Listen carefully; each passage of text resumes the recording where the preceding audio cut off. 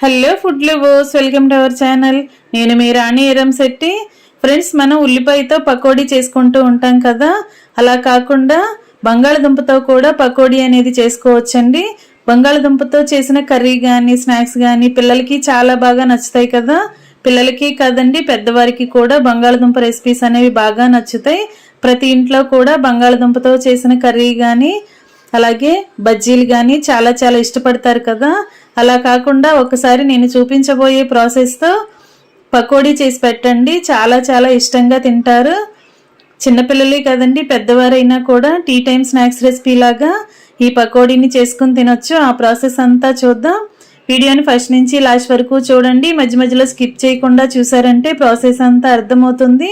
Ingredients అన్నీ కూడా క్లియర్గా చూడండి. ఇంకా ప్రాసెస్లోకి వెళ్ళిపోదాం. ముందుగా ఒక రెండు ఉల్లిపాయలను తీసుకొని ఇలా సన్నగా పొడవుగా కట్ చేసి పెట్టుకోండి. ఈ విధంగా కట్ చేసుకున్న తర్వాత వీటిని విడివిడిగా చేత్తోనే విడివిడిగా చేసుకోండి.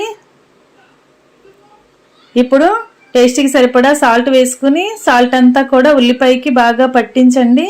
చేత్తోనే ఉల్లిపాయని ఇలా మెత్తగా పిసుకుతున్నట్లుగా కలిపినట్లయితే ఉల్లిపాయలో నుంచి వాటర్ అనేది రిలీజ్ అవుతుంది. ఈ విధంగా చేసుకున్నారంటే ఉల్లిపాయ కూడా మెత్తగా సాఫ్ట్గా నలిగిపోతుందండి. ఇలా అయిన తర్వాత ఇప్పుడు బంగాళదుంపని పైపీలంతా తీసుకుని సన్నగా పొడవుగా కట్ చేసి తీసుకోండి. ఇలా పొడవుగా చీలికల్లాగా కట్ చేసి తీసుకోండి. నేను వీడియోలో చూపిస్తున్న విధంగా కట్ చేసుకోండి. వాటిని కూడా ఇలా ఉల్లిపాయలు వేసుకున్న గిన్నెలోకే వేసేసుకోండి. ఒకసారి దుంపల్ని కూడా బాగా కలుపుకున్న తర్వాత మీ ఘాటుకి తగ్గట్టుగా కారం యాడ్ చేసుకుని కొన్ని పచ్చిమిర్చిని కూడా ఇలా చీలికలుగా చేసుకుని వేసుకోండి.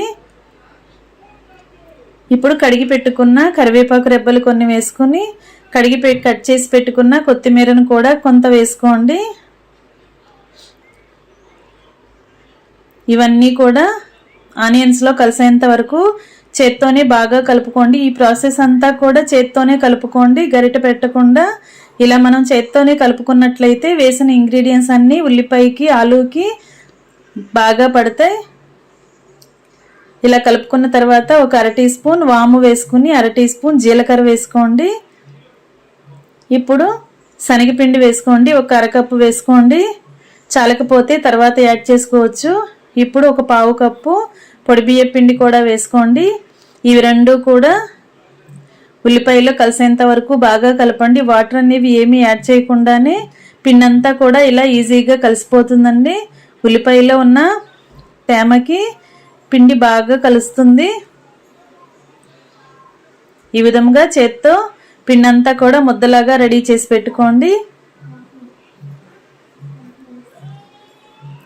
ఫ్రెండ్స్, ఈ స్నాక్స్కి టేస్ట్ అనేది చాలా చాలా బాగుంటుందండి. ఖచ్చితంగా మీరు ట్రై చేసి చూడండి, మీ అందరికీ కూడా నచ్చుతుంది.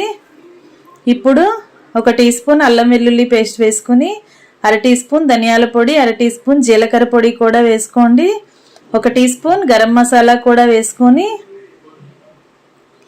వీటిని కూడా పిండిలో కలిసేంత వరకు బాగా కలపండి. అల్లం వెల్లుల్లి, ధనియాల పొడి, జీలకర్ర పొడి, గరం మసాలా కూడా ఆనియన్స్తో పాటు బంగాళదుంపలతో పాటు బాగా కలిసిపోవాలి. ఈ విధంగా కలిసిన తర్వాత కొంచెంగా పిండిని టేస్ట్ చూడండి. సాల్ట్ కానీ మీ టేస్ట్కి తగ్గట్టుగా లేకపోతే యాడ్ చేసుకోండి. ఇప్పుడు స్టవ్ ఆన్ చేసి కళాయి పెట్టుకుని డీప్ ఫ్రైకి సరిపడా ఆయిల్ పోసుకోండి. కాగుతున్న ఆయిల్ని 1 టేబుల్ స్పూన్ తీసుకుని వేడివేడి ఆయిల్ని కూడా మనం కలిపి పెట్టుకున్న మిశ్రమంలో వేసి కలుపుకోవచ్చండి. ఆ క్లిప్పింగ్ మిస్ అయింది, మీరు కలుపుకోండి. ఇప్పుడు ఆయిల్ కాగిన తర్వాత ఫ్లేమ్ని సిమ్లో పెట్టుకుని మనం రెడీ చేసి పెట్టుకున్న పిండిలో నుంచి కొంచెం కొంచెంగా తీసుకుంటూ పకోడీలాగా ఇలా ఆయిల్లో వేసుకుని డీప్ ఫ్రై అయిన తర్వాత ఆయిల్ నుండి తీసుకుని ప్లేట్లో వేసుకోండి. ఇదే విధంగా మిగిలిన పిండిని కూడా కొంచెం కొంచెంగా తీసుకుంటూ ఆయిల్లో వేసుకుంటూ డీప్ ఫ్రై చేసుకోండి. ఇలా ఆయిల్కి పట్టినన్ని వేసుకుని గరిటెతో అటు ఇటు కలుపుకున్నట్లయితే రెండు వైపులా కూడా ఈవెన్గా ఫ్రై అవుతాయి. ఫ్లేమ్ని హైలో పెట్టొద్దండి, మీడియం ఫ్లేమ్లో మాత్రమే వీటిని ఫ్రై చేసుకున్నట్లయితే లోపల బంగాళదుంప ముక్కలు కూడా బాగా ఫ్రై అయ్యి క్రిస్పీగా వస్తాయి. ఈ విధంగా ఫ్రై అయిన తర్వాత ఆయిల్ నుండి తీసేసుకోండి. వీటిని కూడా ఒక ప్లేట్లోకి తీసి పెట్టుకోండి. ఫ్రెండ్స్, నా ఛానల్ని ఫస్ట్ టైం వాచ్ చేసిన వారైతే రన్ అవుతున్న వీడియో కింద రెడ్ కలర్లో సబ్స్క్రైబ్ ఆప్షన్ టచ్ చేసి ఏఎల్ఎల్ ఆల్ అనే బెల్ ఐకాన్ని కూడా యాక్టివేట్ చేయండి. నేను పెట్టబోయే రెసిపీస్ అన్నీ మీ ఫోన్కి నోటిఫికేషన్కి వస్తాయి.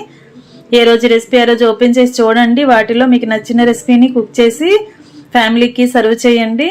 సమ్మర్లో చిన్నపిల్లలు ఇంటి దగ్గర డైలీ స్నాక్స్ కోసం అడుగుతూ ఉంటారు. వారి కోసం ఇలా అప్పటికప్పుడే ఆలూతో పకోడీ చేసి పెట్టండి. చాలా టేస్టీగా క్రిస్పీగా ఉంటాయి. పెద్దవారి కోసం కూడా ఇలా ప్రిపేర్ చేసి పెట్టండి. పెద్ద వయసు వారు కూడా చక్కగా సాఫ్ట్గా ఈజీగా తినగలిగే పకోడీ రెడీ అయిపోయింది. ఇంకా సర్వింగ్ ప్లేట్లోకి తీసుకుని సర్వ్ చేసుకోవటమే. ఈ స్నాక్స్ని చిన్నపిల్లలకి పెట్టాలి అనుకుంటే టొమాటో సాస్తో సర్వ్ చేయండి. చాలా చాలా ఇష్టంగా కమ్మగా తినే రెసిపీ రెడీ అయిపోయింది. వీడియో నచ్చినట్లయితే లైక్ చేయండి. మీరు కూడా కుక్ చేసి ఫ్యామిలీకి సర్వ్ చేయండి. ఛానల్ని ఫస్ట్ టైం చూస్తున్న వారు సబ్స్క్రైబ్ చేసుకుని పక్కనే ఉన్న బెల్ బటన్ని క్లిక్ చేసి ఏ రోజు రెసిపీ ఆ రోజు ఓపెన్ చేసి చూడండి. మీకు నచ్చిన రెసిపీని కుక్ చేసి ఫ్యామిలీకి సర్వ్ చేయండి. అన్నీ కూడా సింపుల్ ప్రాసెస్తో టేస్టీ రెసిపీస్ని అన్ని ఇంట్లో ఉన్న ఇంగ్రీడియంట్స్తోనే చేసుకునే ప్రాసెస్ని చూపిస్తాను. మీ అందరికీ కూడా వీడియోస్ నచ్చుతాయి. ఖచ్చితంగా ట్రై చేసి చూడండి. ఇలా టొమాటో సాస్తో సర్వ్ చేసుకోండి. మరొక రెసిపీతో మళ్ళీ కలుద్దాం. Thanks for watching. నేను మీ రాణి ఎరంశెట్టి.